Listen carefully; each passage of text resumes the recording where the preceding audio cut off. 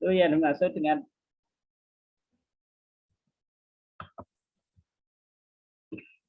sedangkan proteksi anodik adalah pengendalian korosi dengan memberikan perlindungan pada daerah anodik atau dengan reaksi anodik. Jadi yang dilindungi adalah daerah anodiknya. Sedangkan inhibitor adalah bahan kimia yang ditambahkan ke dalam media korosif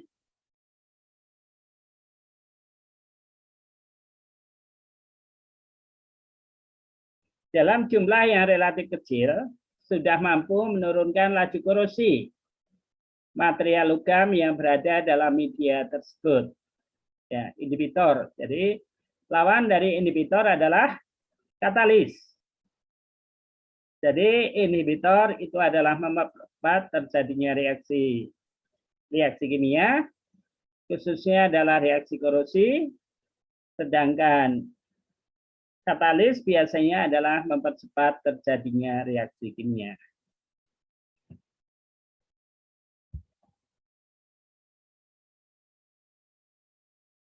Kemudian kita coba bahas satu persatu.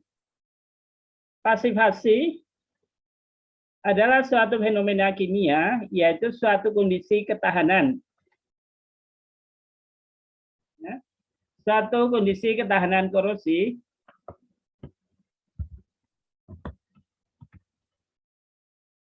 akibat lapisan tipis atau lapisan tipis di permukaan atau film pada kondisi oksidasi dengan polarisasi anodik tinggi.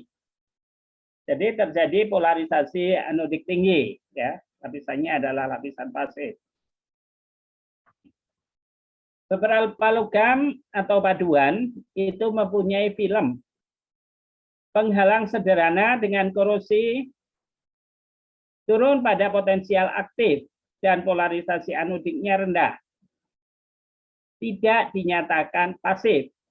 Ya, jadi logam atau paduan mempunyai film yang menghalangi reaksi korosinya turun pada potensial aktif dan polarisasi anodiknya rendah, tidak dinyatakan pasif. Contoh yang paling umum adalah pasifasi logam oleh lapisan tipis logam oksida yang terbentuk pada permukaannya, sehingga melindungi dengan erat bagian dalam logam tersebut dari serangan korosi.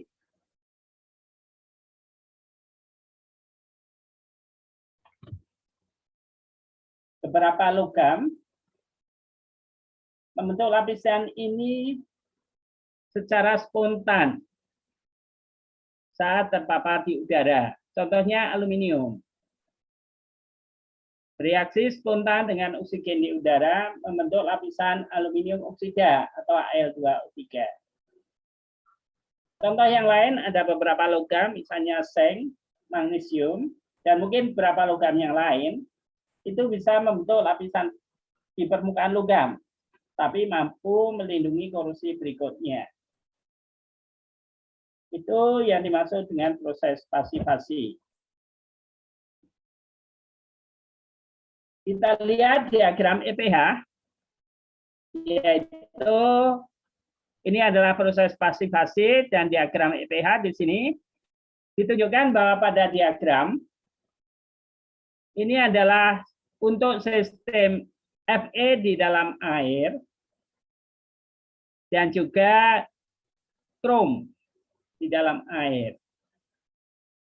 Di mana skema krom itu yang ada di tengah, yang garis miring. Kemudian yang Fe-nya adalah kita kenal ada daerah situ aktif, daerah imun, dan daerah pasif.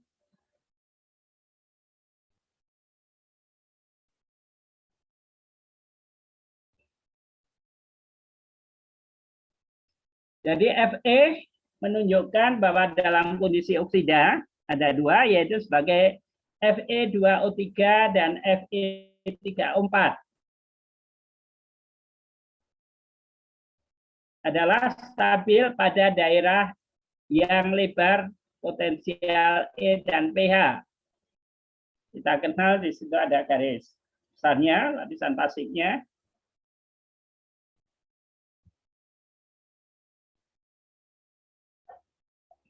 Suatu film pasif dibentuk oleh reaksi elektrokimia. Jadi adanya Fe plus H2O dengan adanya O2, di situ adalah terbentuk FeOH2 kali. Ya, Fe dengan air membentuk Fe2 dengan melepaskan 2 elektron sehingga lingkungan menjadi asam. Senyawa FeOH2 kali ini tidak larut, dibentuk dengan pelarutan dan mengendap kembali. Tidak dan oksida protektif dibentuk akibat oksidasi di permukaan logam. Jadi FeOH2 kali dengan adanya air bisa teroksidasi terus. Laju korosi ini akan turun sebagian atau dikurangi sebagian sesuai film pasif mulai terbentuk.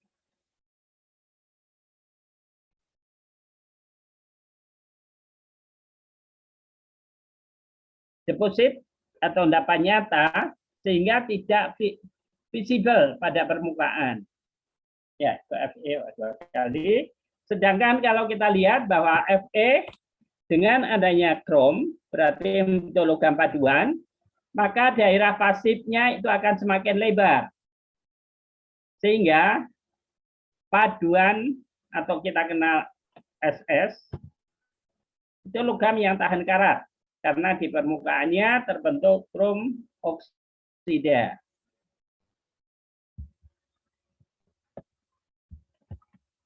Ya.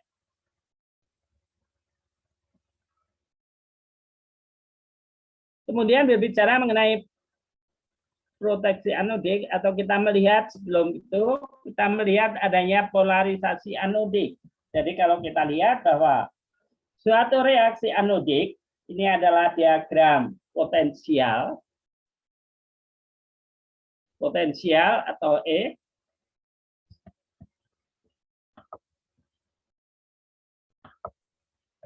Ya. Potensial terhadap log I.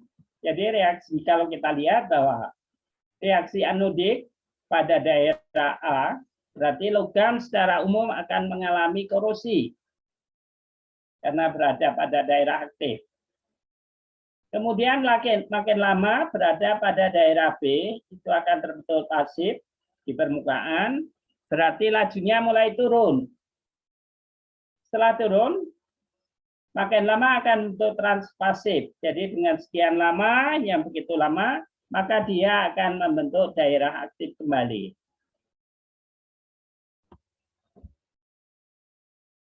Ya. Kemudian pengaruh pH dan suhu terhadap proses pasifasi, kalau kita lihat potensial terhadap log I, artinya rapat arus, apabila pH-nya turun atau suhunya naik, maka daerah pasifnya semakin rendah atau luasnya semakin kecil. Kalau daerah pasifnya semakin kecil, maka laju korosinya akan semakin naik. Jadi pH turun, lapisan pasifnya semakin kecil, maka pH-nya atau laju korosinya akan semakin naik. Begitu pula pada suhu naik, daerah pasifnya semakin kecil, maka laju korosi logam pun akan semakin naik. Ya. Ada pertanyaan sampai di sini?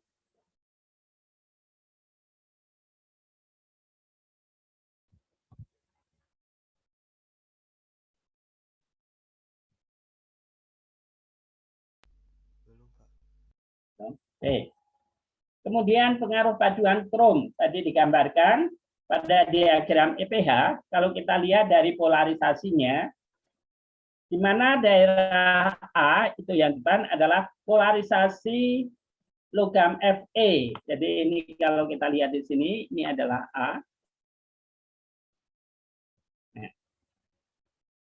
Kemudian yang B yang di belakang Ya, di sebelah kirinya di situ.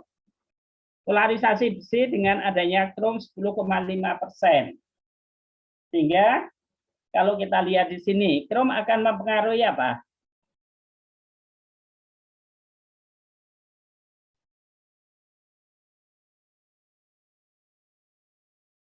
Ya, di titik kita lihat dari grafik, krom mempengaruhi apa?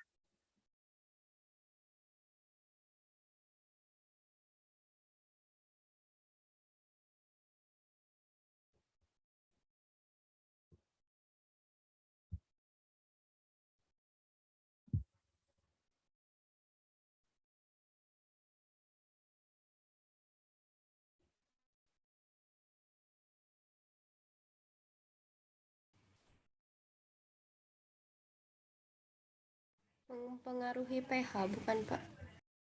Gambar grafik Anda lihat dan pH. Gambar di kanan itu adalah polarisasi logam terhadap logam Fe. Kemudian yang sebelah kirinya di belakang adalah polarisasi logam besi dengan adanya krom. Di gambar terlihat krom mempengaruhi apa? Potensial, Pak. Ya, potensialnya bagaimana? Kalau kita lihat, tadi kan ada muncul. Pertama adalah daerah pasif, daerah aktif, kemudian pasif dan pasif. Kalau lihat di sini, apa yang dipengaruhinya?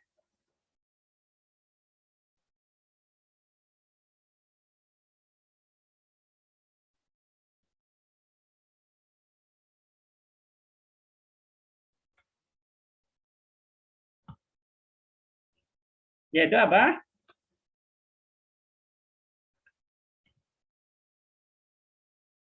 Kalau Anda lihat bahwa luasan daerah pasifnya itu akan semakin lebar. Jadi yang A polarisasinya di sini daerah pasifnya kecil, sedangkan dengan ada krom daerah pasifnya semakin lebar. Kalau daerah pasif semakin lebar, maka laju korupsi gimana?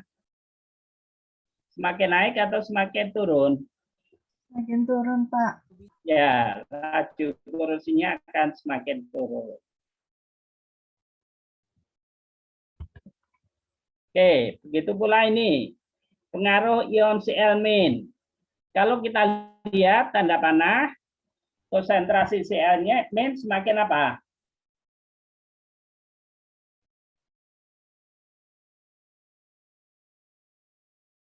Semakin, yuk, ini data aja kita lihat dari grafik, Cl-nya semakin naik. Ya, jadi ion klorida meningkat, maka akan menghasilkan kurva polarisasi anodik yang menyebabkan ya daerah klornya semakin naik. Ion klor merupakan ion apa?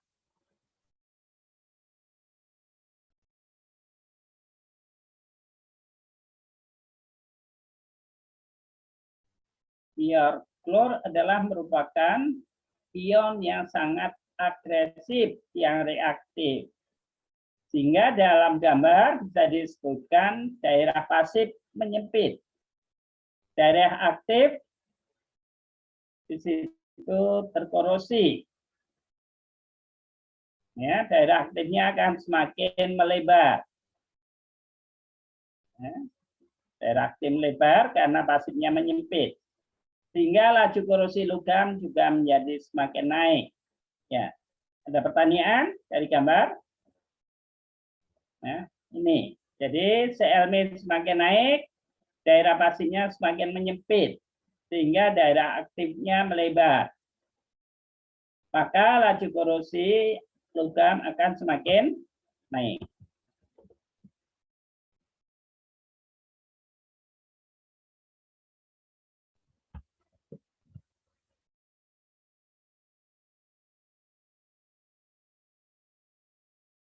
Mekanisme proteksi anodik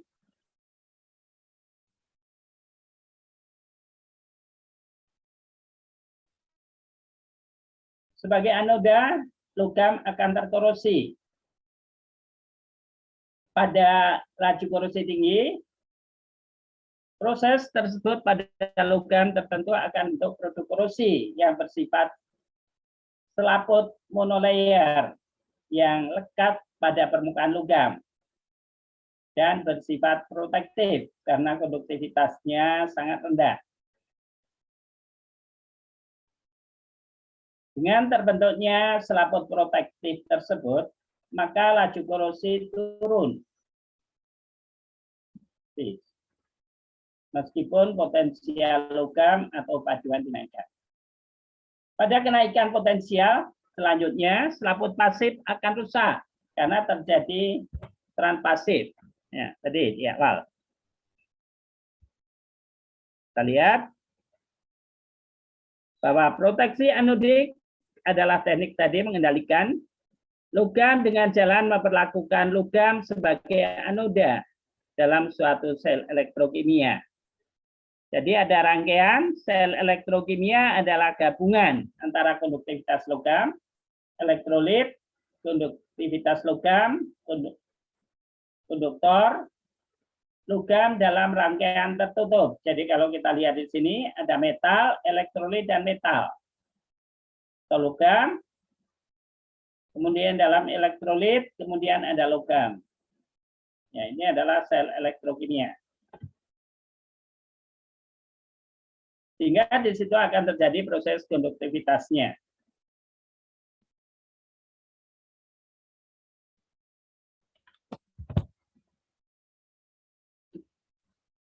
Pada saat terkorosi, maka logam akan larut membentuk ion, yaitu M menjadi M positif.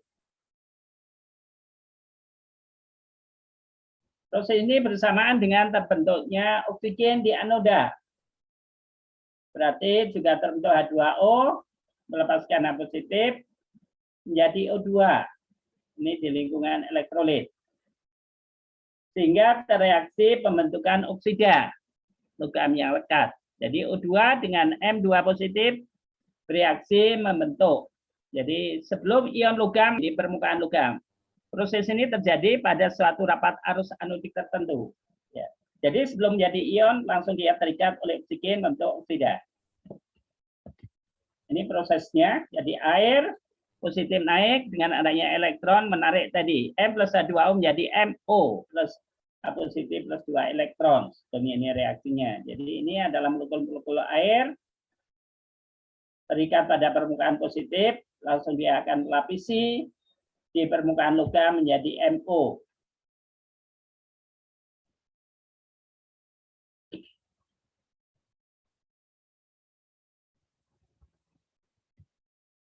Reaksi lapisan protektifnya jadi MOH. Tadi akan membentuk MOH. Kemudian MOH tadi berubah menjadi MO.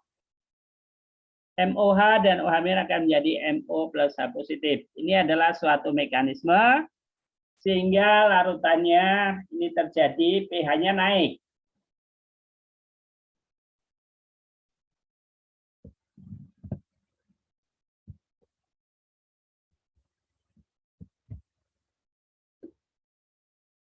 Metode proteksi anodik yaitu bawah galvanik dan elektrolit. Logam mulia diaplikasikan sebagai unsur pemadu, membentuk katoda lokal, atau dilapiskan pada logam yang dipasifasi, misalnya baja, tahan karat, yaitu ada titanium dan zirconium. Arus listrik searah dari sumber luar dialirkan ke logam yang diproteksi anodik dan diteruskan ke anoda melalui elektrolit. Dan potensial dari logam yang diproteksi akan naik sampai potensial pasif. Di mana potensial pasif ini harus dijaga dan diatur pada potensial tersebut dengan potentiostat. Ini suatu alat, kalau kita lihat aplikasinya itu lapisan protektif, yaitu lapisan pasif. Ini adalah proteksi anodik, yaitu suatu tangki dari SS yaitu tahan karat, SS18 krom 8 nikel yang berisikan asam sulfat. Jadi ini ada anodanya, Auxiliary-nya, kemudian ini sebagai anodanya. Jadi tangkinya sebagai anoda. Jadi dihubungkan, kemudian ada elektrodanya, kemudian ini ada dialiri udara supaya terbentuk permukaan pasif di permukaan logam.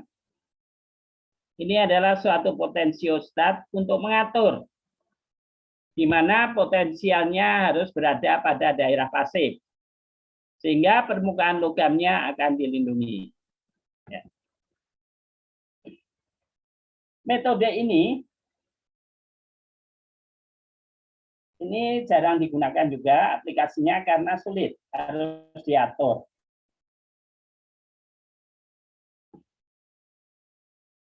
Ya, itu mengenai proteksi anodik. Ada pertanyaan?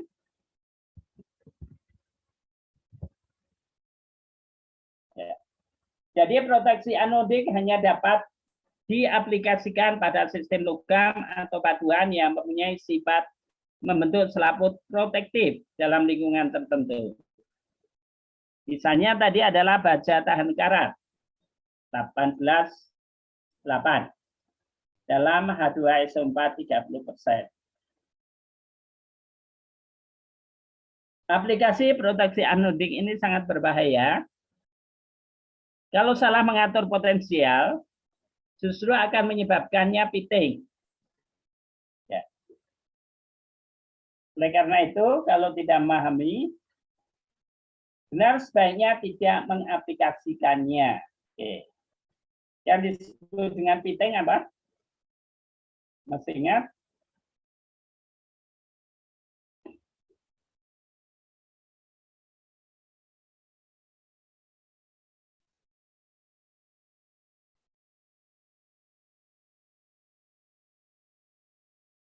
Apa yang dimaksud dengan pitting?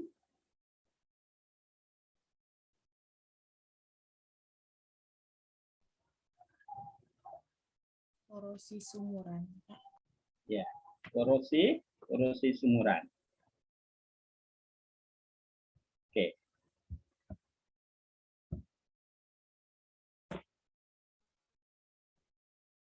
Ada pertanyaan? Kalau tidak ada pertanyaan, kita coba mengenai inhibitor korosi.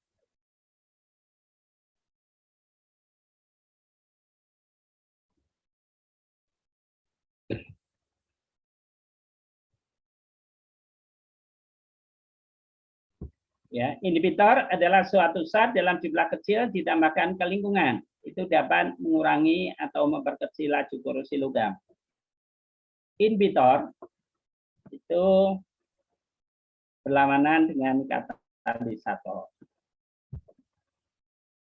Tujuan penggunaan inhibitor adalah memperpanjang usia pakai peralatan, mencegah penghentian pabrik atau shutdown, mencegah kecelakaan akibat rusaknya peralatan, mencegah kehilangan pertukaran panas, yaitu heat transfer, kemudian mempertahankan rupa permukaan logam supaya tetap menarik.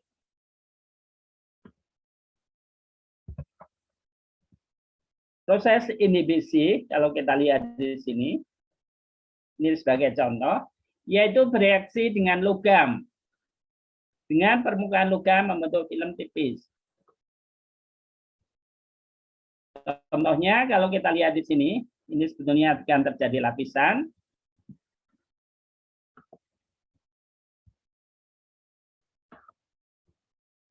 Ya. Atau bisa juga di sini bahwa inhibitor tadi bereaksi dengan oksigen. Karena oksigen menyebabkan terjadinya korosi, maka lingkungan menjadi tidak korosif, sehingga lanjutnya menjadi encer. Ada dua hal. Reaksi dengan oksigen terlarut, sehingga menyebabkan lingkungan menjadi tidak korosif. Jadi dengan proses inhibisi ada dua, yaitu dengan mengambil bahan korosif atau melapisi permukaan dengan membentuk lapisan tipis.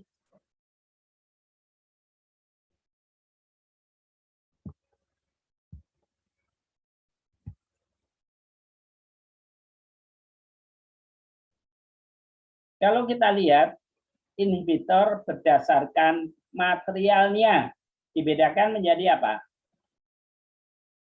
Ada inhibitor organik dan inhibitor anorganik. Itu berdasarkan materialnya. Ini adalah beberapa inhibitor berdasarkan reaksi atau mekanisme perlindungannya.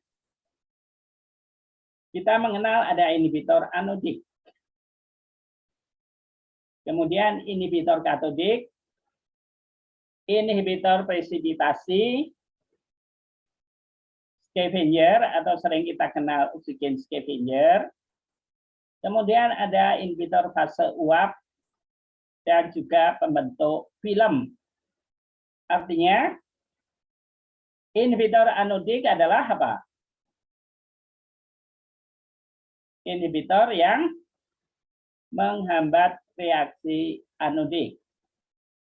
Contohnya tadi kromat. Inhibitor katodik berarti inhibitor yang menghambat laju katodik.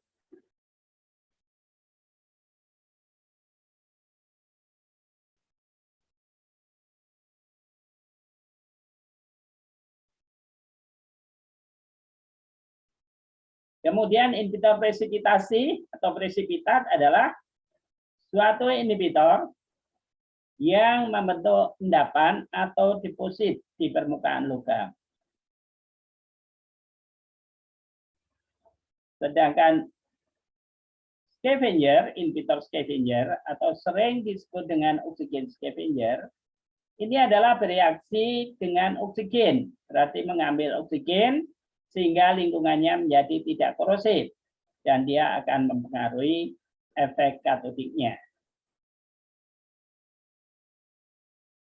Sedangkan inhibitor fase uap, dia adalah berbentuk uap, digunakan atau disemprotkan pada ruang penyimpanan atau gudang penyimpanan logam, disemprotkan sehingga tujuannya nanti akan membentuk proses pasivasi atau melapisi juga permukaan logamnya. Pembentukan film, di sini akan terjadi proses adsorpsi. Umumnya adalah senyawa-senyawa amina, karena kita adsorpsi, di mana senyawa ini umumnya adalah merupakan senyawa organik yang menyiapkan atau menyediakan sepasang elektron bebas di permukaan logam dan melapisi permukaan atau membentuk film yang tipis.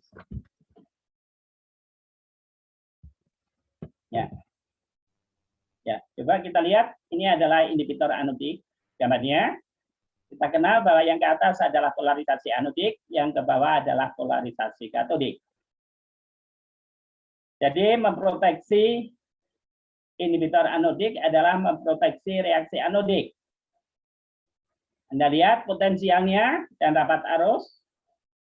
Potensial logam menjadi apa dengan adanya inhibitor? Naik atau turun?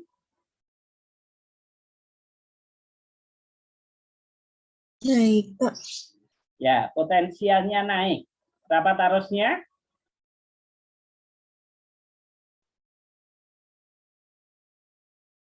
Ya. Potensialnya naik, rapat arusnya kemana? Rapat arusnya turun karena bergeser ke kiri. Ya. Kalau potensialnya tadi bergeser, laju korupsi logam menjadi apa? Turun, Pak. Ya, menjadi turun karena dia pergeseran. Sama, kalau Anda lihat, yang ini adalah normal, kemudian ini adalah dengan adanya inhibitor.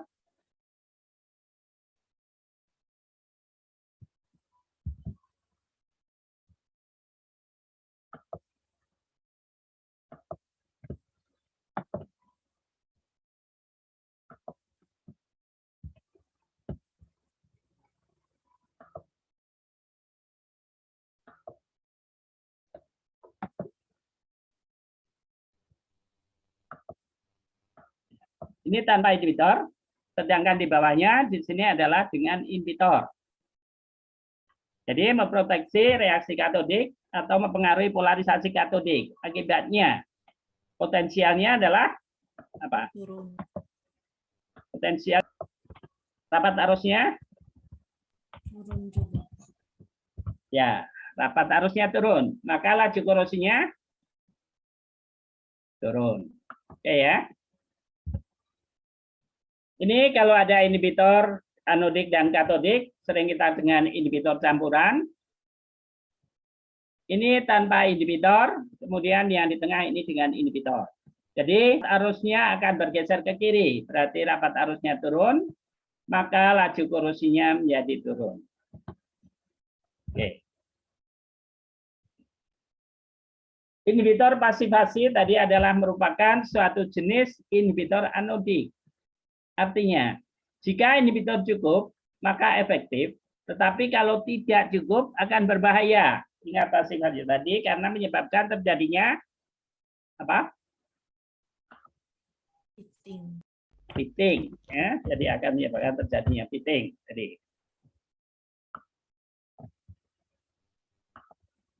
hanya inhibitor oksidator dan inhibitor non-oksidator. Oksidator adalah inhibitor tadi kromat, nitrit maupun nitrat, itu disebut inhibitor oksidator. Sedangkan untuk sifatnya fosfat, silika, benzoat, karbonat, sulfat, molibdan, itu biasanya mekanik. Kali juga tanpa adanya U2 terlarut. Ini pengaruh konsentrasi inhibitor tadi, oksidator. Jadi jika konsentrasi mencukupi, maka jadinya korosi sumuran atau pitting. Ya. Jadi ini. Jadi dari yang pertama ini tidak cukup, sehingga tidak ada pengaruhnya karena konsentrasinya cukup, karena sini akan memotong grafik polarisasi. Berarti ada berada pada daerah aktif dan akan bereaksi atau rusak, maka akan dikatakan tadi akan menyebabkan terjadinya korosi sumuran. Begitu pula untuk yang ketiga dan keempat, itu adalah efektif karena ada konsentrasi minimumnya. Oleh karena pada kondisi ini adalah cukup. Tetapi kalau inhibitornya berlebihan, karena berada pada daerah transpasif, maka akan menyebabkan juga terjadinya korosi sumuran, jadi berbahaya. Jadi yang pas atau cukup di sini pada penambahan konsentrasi 3 dan 4.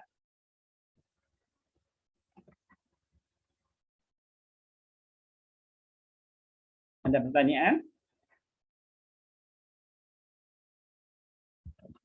Ya. Kemudian ada inhibitor, tadi dikatakan inhibitor aman dan berbahaya. Jumlah kurang atau terlalu sedikit dari konsentrasi kritisnya, tetap akan mengurangi laju korosi. Umumnya inhibitor aman, umumnya adalah inhibitor katodik. Misalnya garam-garam seng, magnesium, kalium, atau polifosfat. Efeknya di sini ada mempunyai efek katodik. Sedangkan inhibitor berbahaya adalah inhibitor apabila ditambahkan di bawah harga kritis akan mengurangi daerah anodik, namun luas daerahnya tidak terpengaruh, katodiknya tidak terpengaruh. Sehingga kebutuhan arus dari anoda yang masih aktif bertambah hingga mencapai harga maksimum sedikit di bawah konsentrasi kritisnya. Laju korosi di anoda yang aktif meningkat dan memperhebat serangan korosi sumuran. Ini biasanya adalah dari molibdat, silikat, fosfat, kromat, nitrat, nitrit, dan juga borat. Jadi senyawa-senyawa ini yang atau sering kita kenal dengan inhibitor anodik.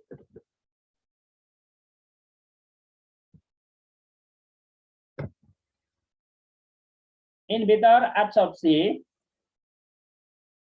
yaitu dia akan menginhibisi membentuk lapisan tipis. Jadi mekanismenya kalau kita lihat, logam dan larutan, kemudian ada Fe2 positif dan ionnya, jadi selah nyawa organik, terjadi chemical shock.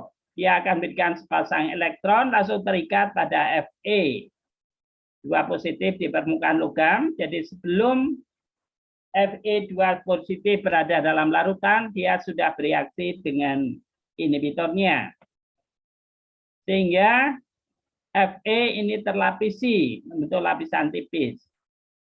Dengan ikatan yang kita kenal semi-soft, berarti ada ikatan kimia, yaitu untuk ikatan kimia semipolar atau ikatan kovalen koordinasi. Kovalen ya. Kemudian efektivitas dari inhibitor itu adalah tergantung daripada NO, S, dan P-nya. Ternyata O lebih besar atau lebih elektronegatif, N, S, P. Jadi kalau ion-ion yang terikat ini lebih besar elektronegativitasnya, maka dia akan semakin efektif karena dia akan semakin mudah terikat oleh kat ion logamnya di permukaan logam. Ya, ini salah satu contoh.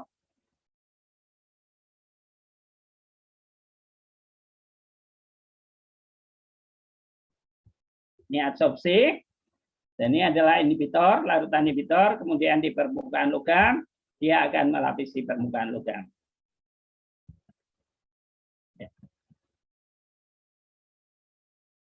Umumnya inhibitor adsorpsi adalah merupakan inhibitor organik. Jadi inhibitor organik adalah inhibitor yang berasal dari senyawa organik yang mekanismenya sama dengan polifosfat yang harus diadsorpsi secara kimia pada permukaan logam.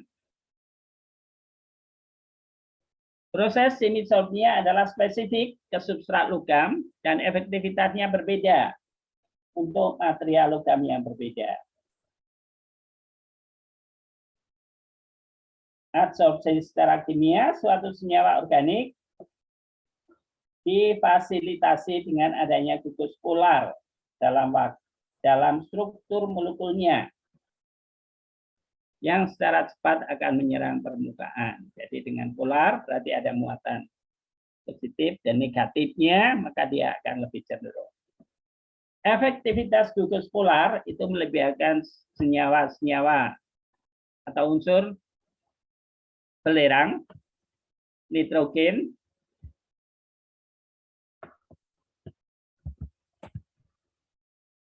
hidroksil, selenium, ataupun fosfor, misalnya pada polifosfat.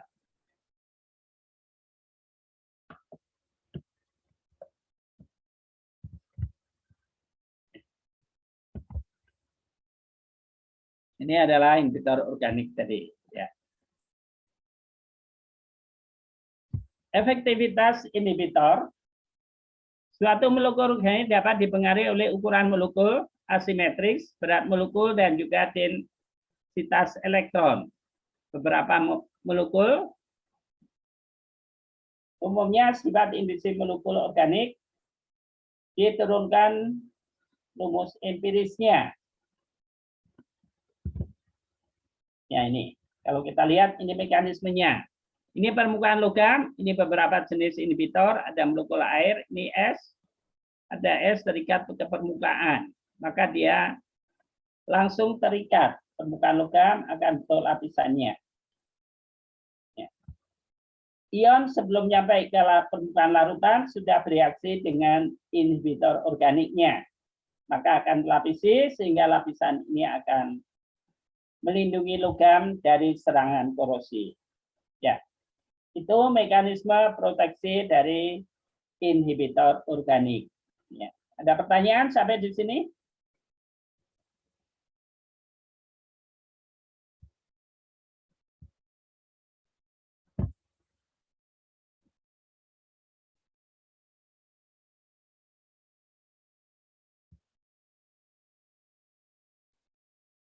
Ya ada, yaitu presipitasi. Artinya larutan netral permukaan logam dilapisi oksida atau hidroksida atau garam untuk mengurangi laju korosinya. Inhibitor membantu menstabilkan pembentukan film, jadi dia akan menstabilkan. Presipitat itu membantu inhibitor korosi, maka mengurangi atau menghalangi reaksi oksigen di permukaan logam. Jadi endapan ini akan menghalangi oksigen masuk ke permukaan logam, maka akan terlindungi. Senyawa hidroksida karbonat itu akan menggerakkan Ca atau Mg dengan pengaturan pH lingkungan. Jadi kalsium karbonat akan mengendap, magnesium oksida juga akan mengendap. Dengan pH tertentu, maka dia akan menghalangi proses reaksi berikutnya kalau tidak terjadi presipitasi.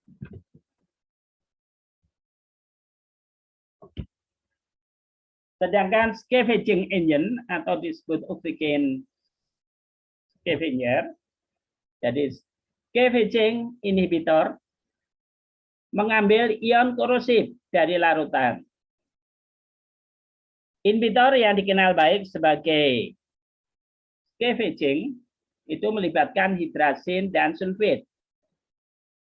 Dua inhibitor ini akan mengambil O2 dari air boiler atau pretreatment boiler. Sulfit akan bentuk sulfat, sedangkan hidrasin akan bentuk NH3 dan N2. N2 akan keluar dari larutan, O2-nya semakin lama akan semakin berkurang, maka akan terbentuk suatu senyawa amina yang mengurangi laju korosi di permukaan logam. Inhibitor netral artinya mengurangi ion H positif dalam lingkungan. Misalnya adalah tipe-tipe inhibitor netral adalah senyawa amina, senyawa amonia, misalnya amina, amonia, dan morfolin. Inhibitor ini adalah efektif dalam air boiler sebagai treatment air boiler dan larutan asam lemah, tetapi tidak secara luas digunakan pada pipa. Ya. Sistem pipa, jadi tidak digunakan inhibitor ini. Ini kalau kita lihat mekanismenya, suatu larutan asam, kemudian ini dalam suatu pipa atau dalam suatu tangki, kemudian suatu ada inhibitor, maka dia akan tertarik ke permukaan tangki atau permukaan logam. Ya, itu adalah mekanismenya. Oke, ada pertanyaan?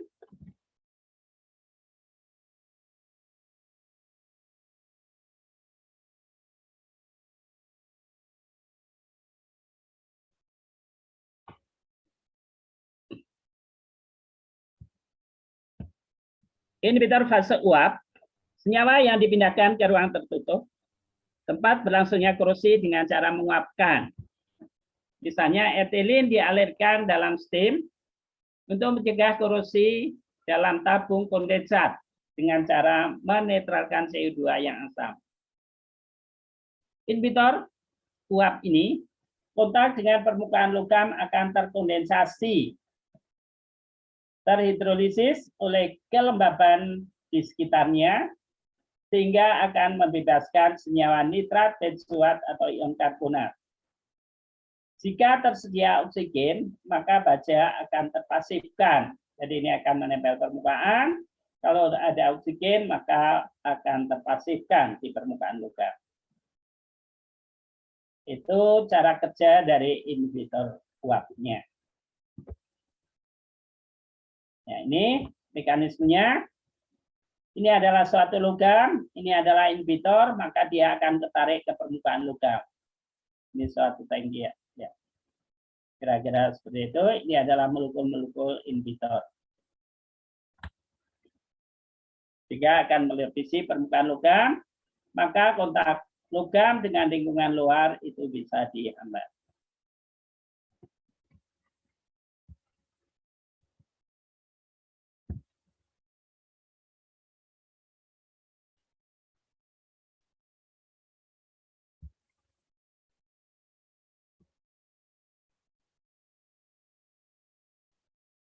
Ya, kalau kita lihat bahwa WCI melapisi permukaan logam sampai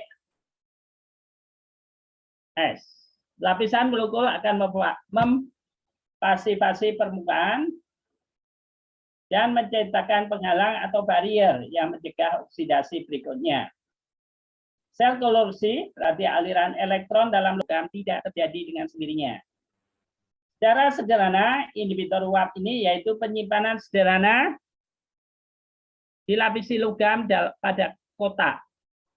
Jika logam tidak di-wrapping, logam ada lapisan pelindungnya. Bagian yang bersih, bebas korosi, dan siap digunakan tanpa pencucian, pencelupan, dan pembersihan. Di mana molekul-molekul uap ini bermigrasi ke daerah-daerah tak terlapisi, membentuk pada bentuk yang terkompleks. Molekul dibangun pada permukaan logam sampai menghalangi korosi selanjutnya, maka dia akan terbentuk pada bagian logam. Ya, itu kondisinya. Ini tadi yang dimunculkan salah satu contoh juga mekanismenya.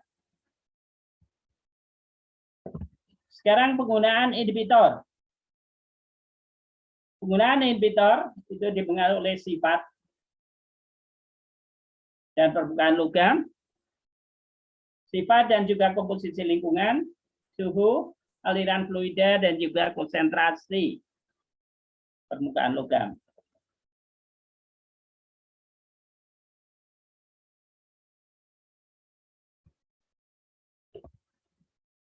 Pemakaian inhibitor yaitu bisa digunakan karena tadi kemampuannya tadi adalah dengan waktu tertentu, maka dengan metode injeksi terus-menerus suatu aliran fluida, kalau itu adalah di dalam suatu sistem perpipaan. Bisa juga pemasukan secara batch pada waktu tertentu, jadi dicampur, diadukkan, sehingga permukaan logam akan selalu terlapisi. Cara pengecetan, kemudian bisa juga dengan cara penguapan, jadi atau cara penyemprotan atau diuapkan. Bisa juga dengan cara coating. Coating berarti inhibitor itu dicampurkan dalam suatu coating, kemudian diaplikasikan ke permukaan logam. Itu beberapa cara pemakaian inhibitor. Ini berbagai proses dan jenis inhibitor yang digunakan, misalnya pada sistem air minum. Kalau kita lihat bahwa kesadaran juga merupakan inhibitor, ini bisa digunakan. Kemudian pada pengaliran atau recirculating cooling water, kemudian pada pendingin otomotif, pada kondensat. Ya. Di sini adalah jenis inhibitor, ini adalah sistemnya. Ya, bisa coba nanti dibaca, dipahami. Berbagai proses dan jenis juga inhibitor, misalnya pada oil production dan refining, primer dan sekunder recovery. Ini biasanya menggunakan senyawa amina. Sedangkan pada proses refining itu menggunakan senyawa imidazoline dan juga derivatnya, berarti derivat dari senyawa amina. Ya, ini suatu contoh yang menggunakan inhibitor yang kanan atau yang kiri? Yang kanan, Pak. Ya, oke ya, jelas ya, yang kanan. Kalau yang ini? Yang kiri. Yang kiri. Oke, ini inhibitornya kita gunakan bahwa steel coating dengan dimasukkan dalam air laut 3,5%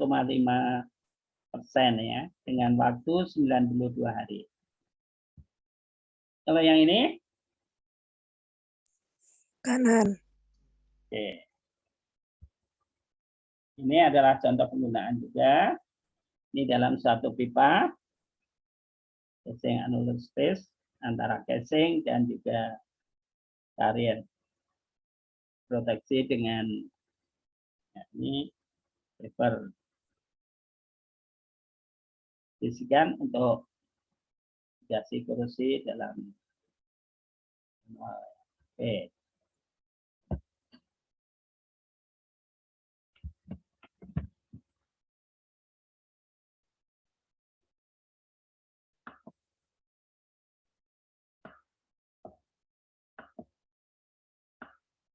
Silakan, ini ada jawab.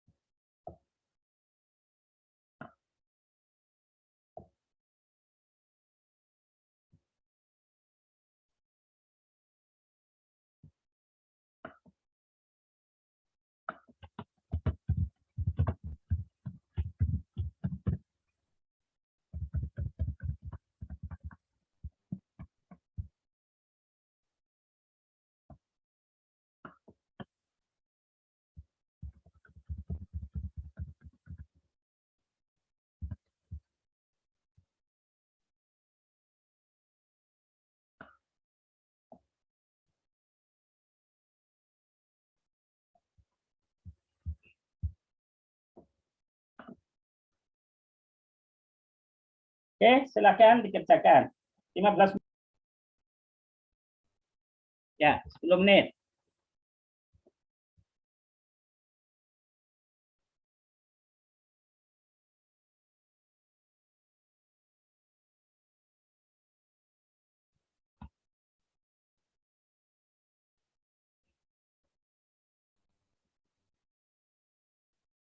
Ya.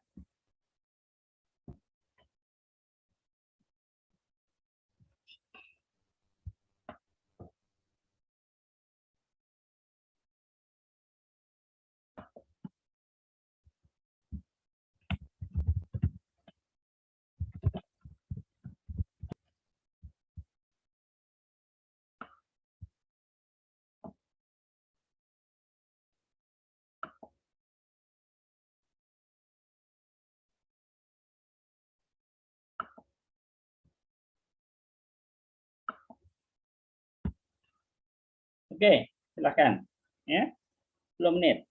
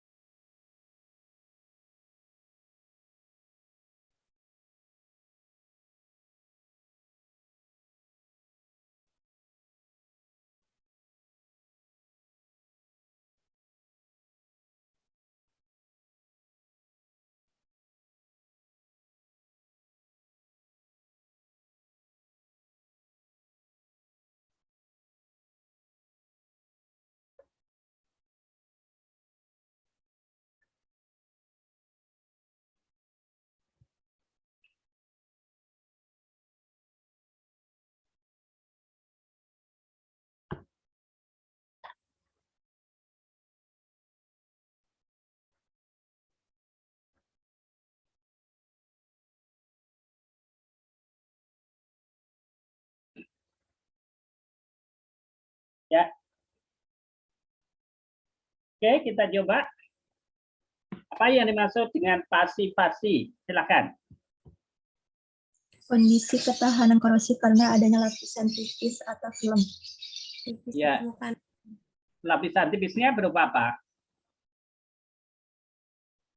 Yaitu berupa oksida ya. Oke. Kemudian jenis inhibitor. Berdasarkan reaksinya dibedakan menjadi inhibitor apa dan apa? Inhibitor irreversibel dan inhibitor reversibel. Inhibitor berdasarkan reaksinya. Kalau Anda kenal reaksi korosi itu ada reaksi apa? Anodik katodik, Pak.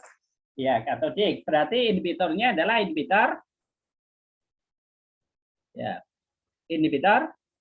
Anodik dan Anodik. katodik. Ya, oke. Kalau berdasarkan zatnya dibedakan jadi Dua Dua, Pak. organik dan anorganik. Organik dan anorganik. ya, oke, organik dan anorganik. Contohnya tahu bisa ya? Oh, ini contoh ya di Bapak. Oke, nanti. Yang dimaksud inhibitor anodik apa? Inhibitor yang menghambat reaksi anodik. Oke, contohnya apa? Kromat, nitrit, fosfat. Ya, sip. Inhibitor katodik? Yang Inhibitor yang menghambat reaksi katodik. Ya, oke. Pengaruh inhibitor katodik terhadap potensial logam? Potensial logamnya turun. Ya, terus laju korosinya Turun juga, Pak. turun. Oke. Kemudian beda potensial inhibitor katodik dan anodik. Pada potensial anodik, potensialnya akan naik, sedangkan pada inhibitor katodik, potensialnya akan turun. Ya, oke. Apa yang dimaksud dengan inhibitor aman dan juga inhibitor berbahaya? Kalau aman itu inhibitornya ada di konsentrasi 3-4. Kalau di atas itu bisa mengakibatkan korosi sumuran, Pak, dan jadinya berbahaya. Oke. Ada lagi jawaban yang lain? Silakan. konsentrasi inhibitor bila ditambahkan dalam jumlah yang kurang atau dari konsentrasi kritisnya akan tetap mengurangi laju korosi. Terus? Kalau yang berbahayanya apabila ditambahkan di bawah harga kritis akan mengurangi daerah anodiknya, namun luas daerah katodiknya tidak terpengaruh. Dan menyebabkan korosi? Korosi sumuran. Ya, jadi itu ya. Jadi inhibitor aman artinya jika ditambahkan di bawah konsentrasi kritis, dia masih mampu menurunkan laju korosinya. Kalau yang berbahaya di bawah konsentrasi kritisnya, dia akan menyebabkan korosi sumuran. Oke, betul tadi jawabannya. Oke, mekanisme inhibitor organik. Silakan. Gimana? Mekanisme inhibitor organik tadi.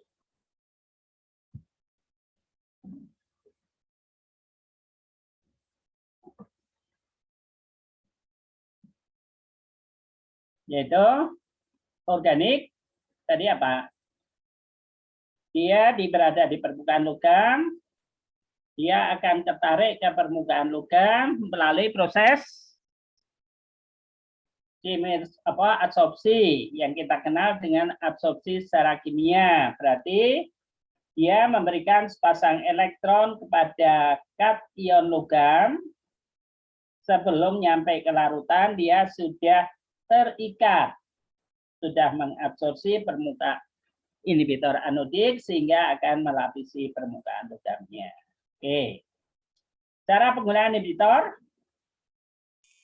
Diinjeksi, terus juga bisa di pengecatan, Pak, atau Ya. batch treatment. Ya, ditambahkan secara batch. Ya. Secara batch itu sebetulnya misalnya langsung dalam suatu volume tertentu ditambahkan inhibitor misalnya 5 mili. Kemudian setelah 2 hari atau 3 hari tambahkan lagi. Ya, itu secara PET. Oke, yang dimaksud dengan oxygen scavengers.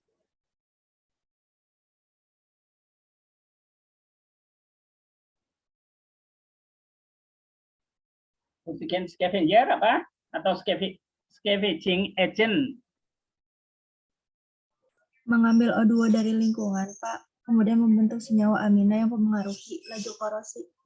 Ya, jadi bukan bentuk senyawa amina, tapi adalah senyawa-senyawa inhibitor tadi bereaksi dengan oksigen sehingga lingkungan menjadi tidak korosif, sehingga korosi logam akan menjadi turun. Kira-kira gitu ya. Jadi fungsinya oksigen scavenger adalah inhibitor atau bahan kimia tadi itu bereaksi dengan oksigen di lingkungan. Misalnya amina, ya. Hidrasin tadi adalah senyawa amina atau sulfit. Oke. Contoh inhibitor organik. Senyawa amina, Pak. Ya, boleh senyawa amina, polifosfat juga bisa. Tadi misalnya adalah imidazoline, thiourea. Oke. Kalau senyawa anorganik, inhibitor anorganik, misalnya tadi ada senyawa karbonat, ya. Kalau benzoat itu anorganik atau organik?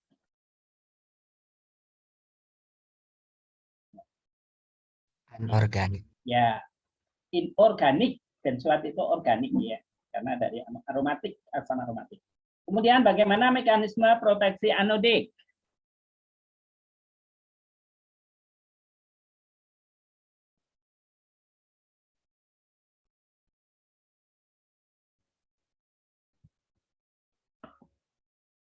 Ya, mekanisme proteksi anodik gimana?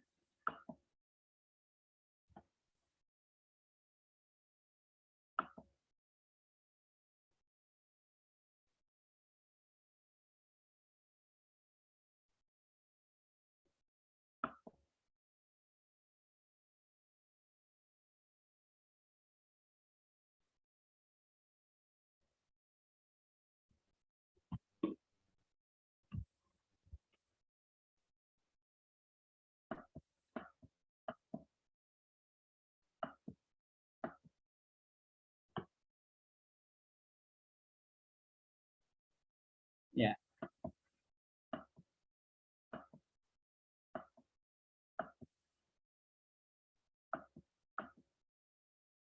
Gimana? Mekanisme proteksi anodik.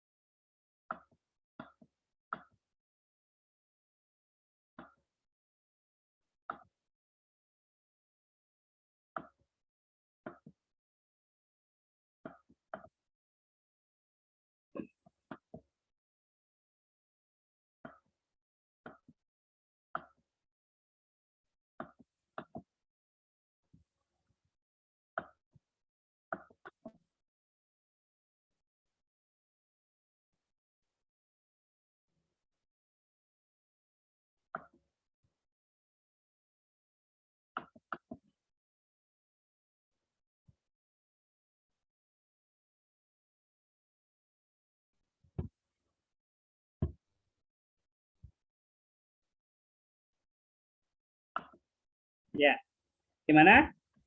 Jadi proteksi anodik tadi gimana? Yaitu logam di dalam air reaksi membentuk apa?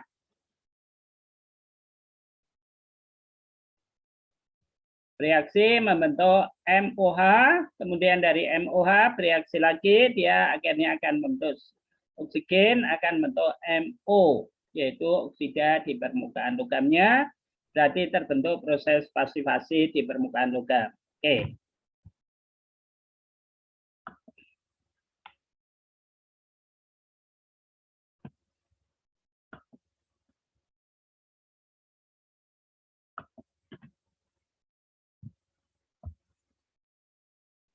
Di layar muncul? Muncul, Pak, anodiasi. Ya. Ya, anodisasi ya, kemarin sedikit. Ini anodisasi dan elektroplating. Bisa kita coba. Yaitu ini percobaan aja, tapi paling enggak supaya tahu perbedaan. Perbedaan anodisasi dan elektroplating apa?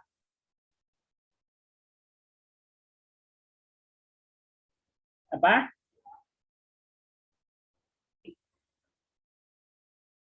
Sedikit mungkin mengenal anodisasi, ini tujuan percobaan aja, yaitu merupakan proses anodisasi, menjelaskan, mengamati, yaitu apa?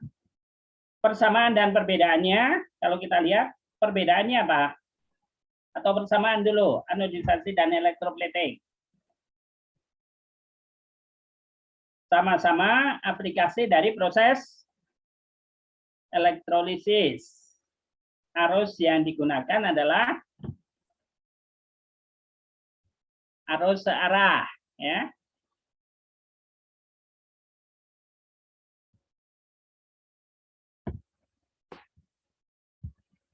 Nah, ini kan lapisan tipis oksida pada permukaan logam.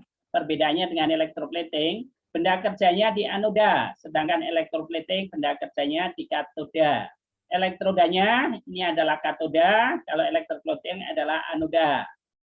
Larutannya, elektrolitnya umumnya asam. Sedangkan elektroplating itu umumnya adalah garam logam pelapis.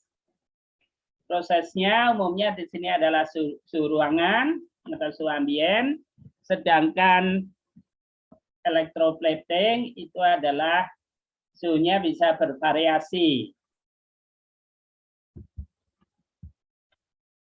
Manfaat dari hasil anodisasi biasanya untuk dekoratif, kemudian menaikkan sifat mekanik dan fisik, kemudian pelindungan terhadap korosi, bisa juga untuk coating primer dan juga memperbaiki sifat adhesifnya. Karena apa? Sebagai sifat adhesif, sebagai coating primer, karena hasil anodisasi merupakan lapisan oksida yang berpori.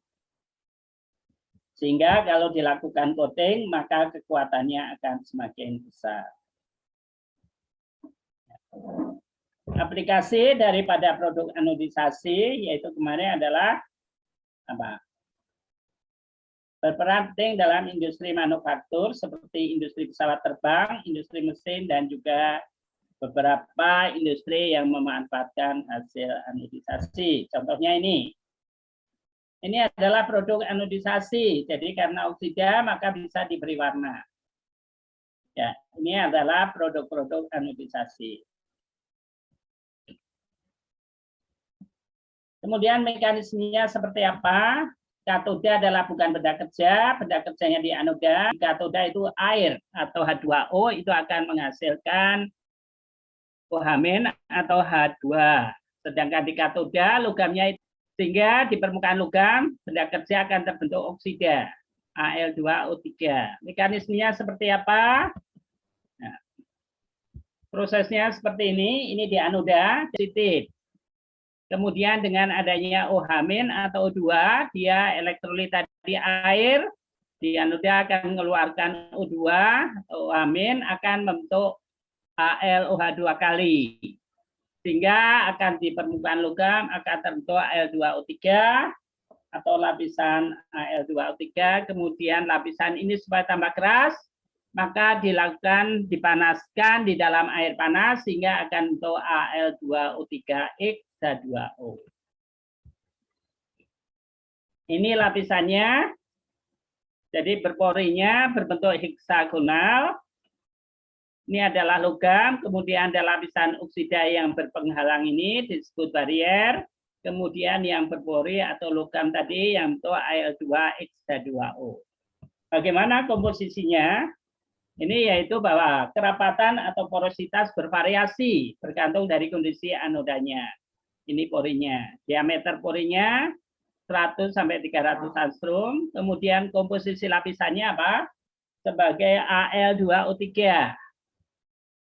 Setelah seling air mendidih, komposisinya menjadi 70% Al2O3, 12% itu H2O, 13%-nya adalah sulfat atau kromat. Ketebalan lapisan filmnya jadi sekitar 5 sampai 25 mikrometer.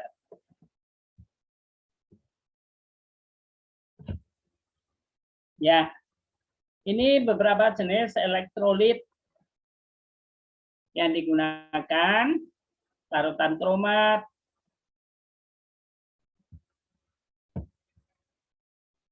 ya. Kemudian asam kromat, asam sulfat, bisa juga adalah asam fosfat. Ini digunakan sebagai larutan elektrolitnya. Kemudian larutan degreasing untuk aluminium, benda kerjanya adalah aluminium. Tujuannya adalah untuk membersihkan lemak. Beberapa larutan yang bisa digunakan yaitu surface active agent, bisa juga menggunakan asam sulfat, bisa juga menggunakan alkali, atau menggunakan elektronik degreasing, berarti dalam larutan yang dialiri oleh arus. Kemudian setelah itu kalau basah biasanya langsung dinetralkan dengan asam nitrat.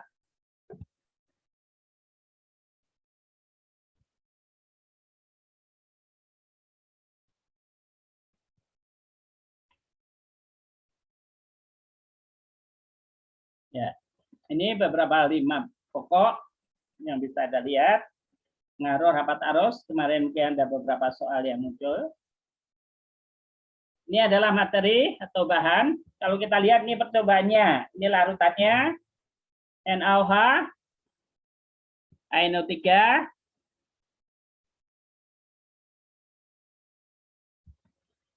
ini larutan prosesnya asam sulfat, jadi larutan pekat. Ini peralatan yang digunakan, proses anodisasi, ada rectifier, kertas abrasif, kemudian material logamnya.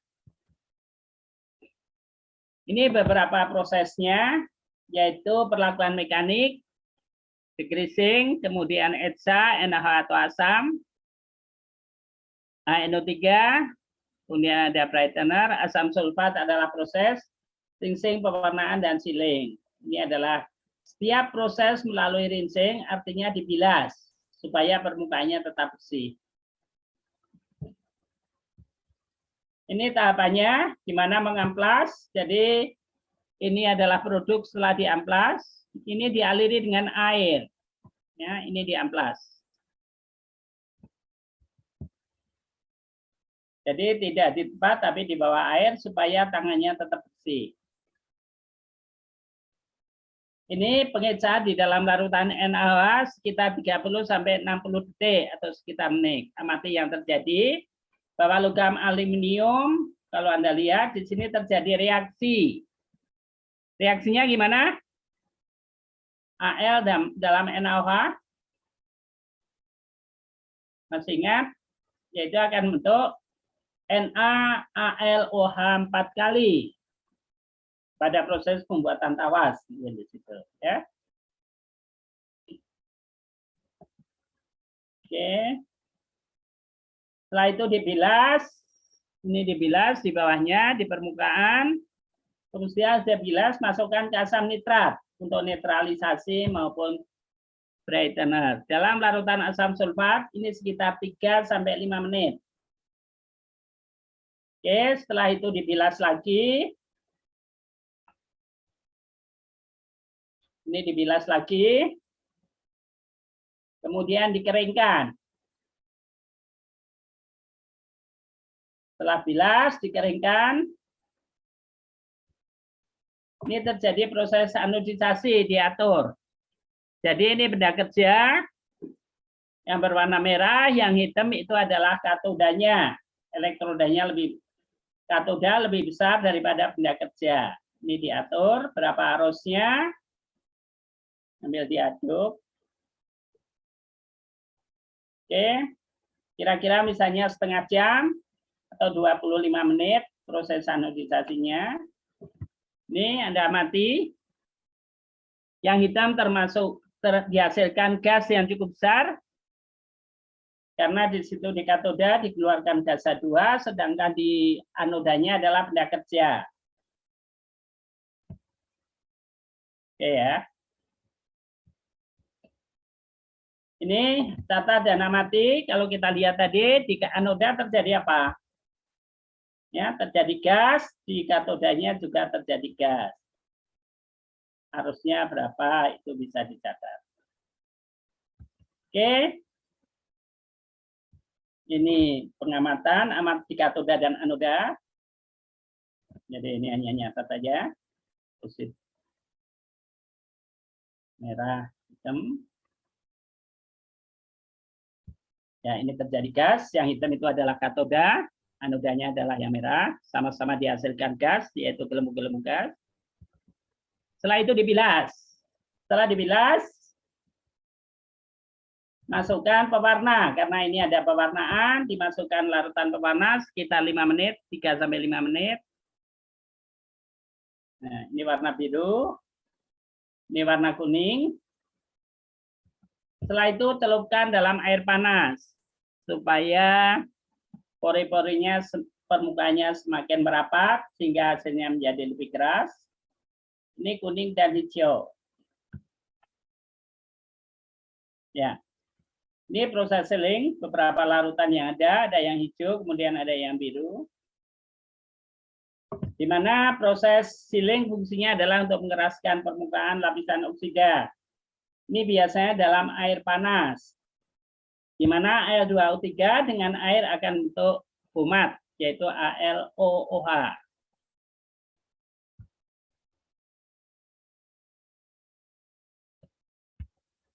Ini beberapa produk anodisasi. Ini yang berwarna biru. Ya. Jadi, sel pengamatan, gelembung gas, warna sealing, tebal atau tipis, ya, pembahasan, ya, itu beberapa anodisasi, ya. Oke, ada pertanyaan?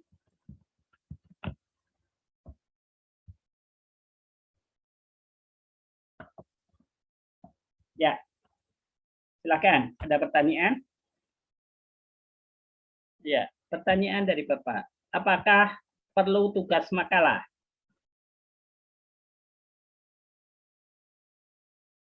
Halo? Masih bergabung?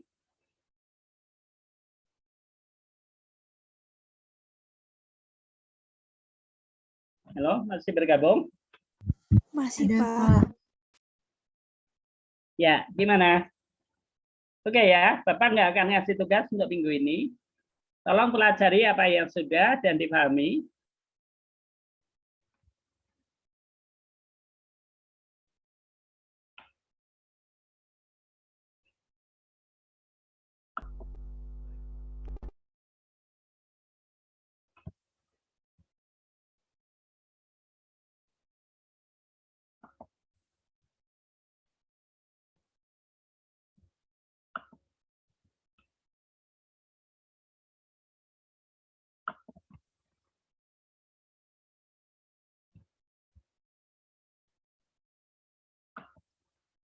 Ya.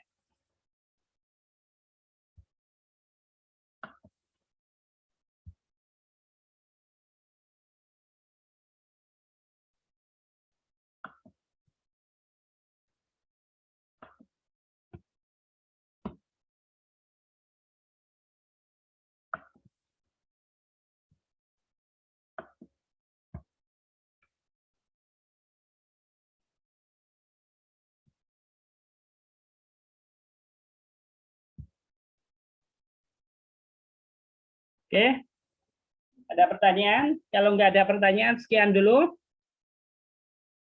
Sampai minggu depan. Ya, itu aja. Tetap sehat, jaga kondisi. Itu saja. Terima kasih, Pak. Oke, terima kasih. Bapak Lab ya. Terima kasih.